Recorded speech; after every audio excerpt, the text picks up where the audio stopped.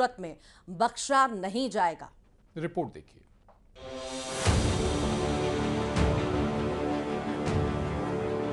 SIT की report आई, तुरंत कार्रवाई प्रारंभ हो गई और मैं आश्वस्त करता हूं, जो मैंने कहा था दूध का दूध और पानी का पानी हम करके रहेंगे। राम मंदिर चंदा चोरी मामले में बड़ा घटनाक्रम सामने आया है। राम जन्मभूमि ट्रस्ट के 2 सदस्यों चंपत राय और अनिल मिश्रा ने इस्तीफा दे दिया है। एसआईटी की शुरुआती जांच रिपोर्ट के बाद ये बड़ा फैसला लिया गया। एसआईटी की सिफारिश पर गुरुवार को ही पहली एफआईआर दर्ज की जा चुकी है। राम मंदिर चढ़ावा चोरी मामले में सीएम योगी का क्लियर संदेश है कि सनातन आस्था से जो खिलवाड़ करेगा वो भुगतेगा। अयोध्या हम सबकी आस्था की प्रतीक है, भारत के सनातन धर्म की आस्था की प्रतीक है। अयोध्या पर आक्षेप मत करो। प्रभु श्री राम की मर्यादा का पालन करना सीखो और अयोध्या के बारे में जो कतिपय समाचार मिल रहे थे, हमने कहा था एसआईटी गठित की गई है।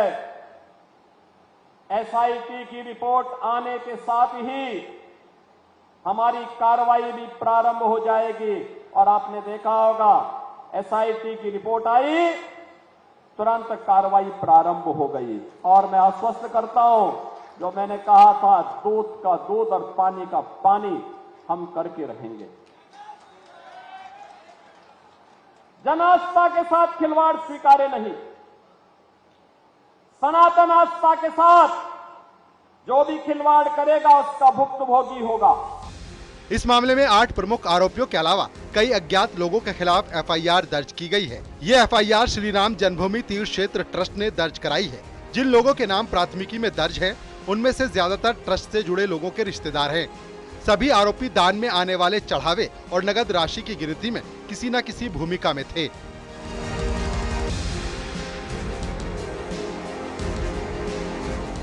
जिन 8 आरोपियों पर एफआईआर हुई है, उन्हें गिरफ्तार भी किया जा चुका है।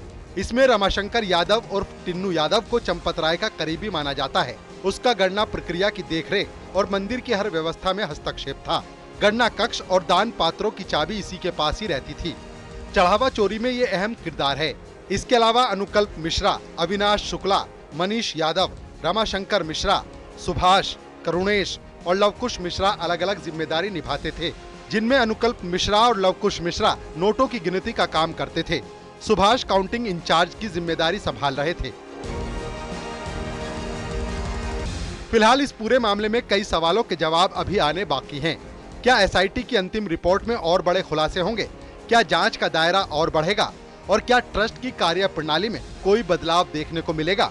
इन सभी सवालों के जवाब आने वाले दिनों में जांच के साथ सामने आएंगे। Bureau report, news 18। और अयोध्या का राम मंदिर आस्था का सबसे बड़ा केंद्र, लेकिन अब इसी मंदिर के चढ़ावे को लेकर एक ऐसा खुलासा हुआ है जिसने हर श्रद्धालु को चौंका दिया है। दरअसल दान पेटियों में चढ़ाए गए नोटों और जेवरात पर कथित तौर पर हाथ साफ किया जा रहा था। हिडन कैमरे लगे, फुटेज देखी गई और फिर सामने आई चोरी की ऐसी कहानी जिसने कई बड़े सवाल खड़े कर दिए हैं। रिपोर्ट देखिए।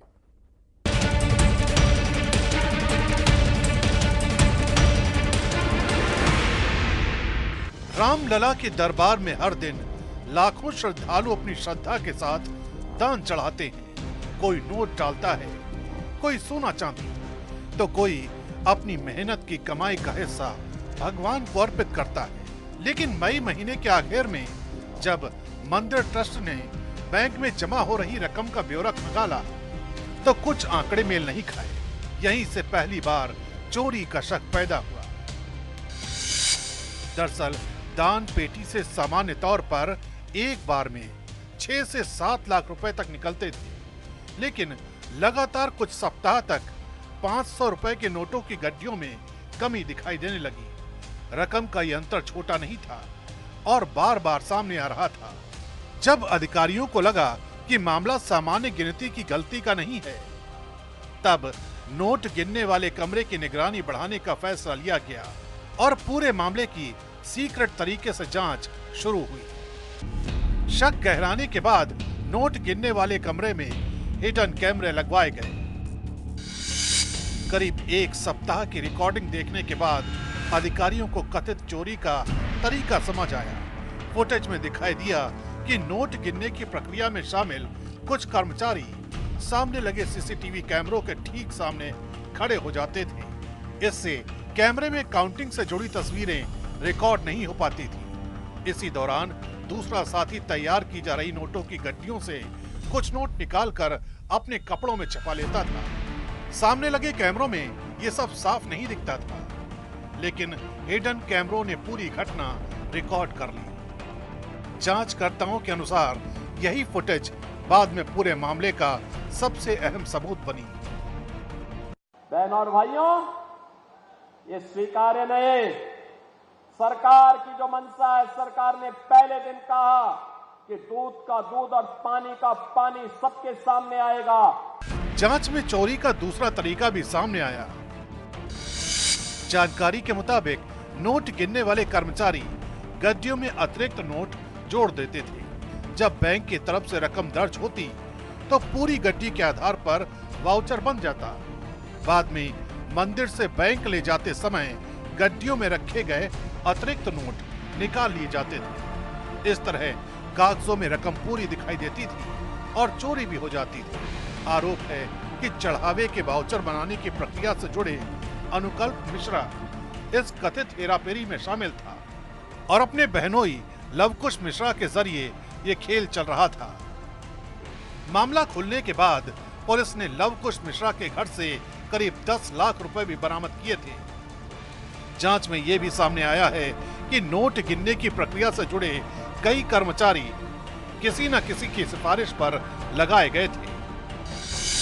बताया जाता है कि व्यवस्थापक रामशंकर यादव उर्फ टिन्नू यादव ने अपने चचेरे भाई मनीष यादव को इस काम में लगवाया था, जबकि अनुकल्प मिश्रा ने अपने बहनोई लवकुश मिश्रा को यहाँ काम दिलवाया था।